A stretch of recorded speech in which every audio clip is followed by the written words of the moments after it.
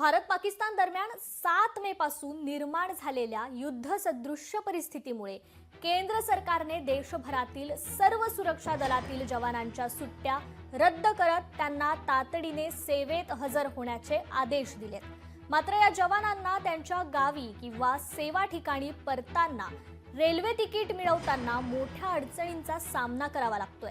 याबाबत सैनिक टाकळी येथील माजी सैनिक फेडरेशनचे अध्यक्ष संजय माने आणि सेवा संस्थेचे अध्यक्ष संजय इंगळे यांनी चिंता व्यक्त करत केंद्र सरकार तसेच रेल्वे मंत्रालयाकडे तातडीने उपाययोजना करण्याची मागणी केली आहे।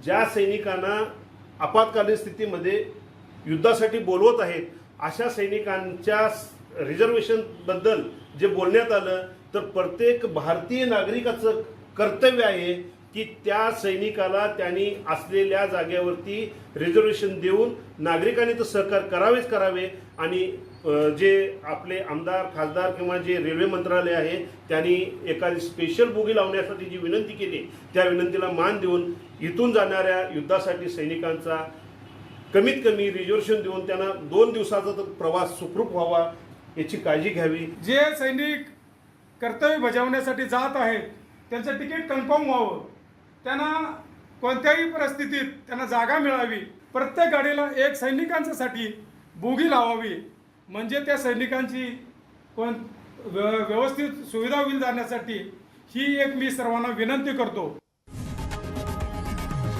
लोकशाही मराठी ऐका, पहा, जागरूक रहा।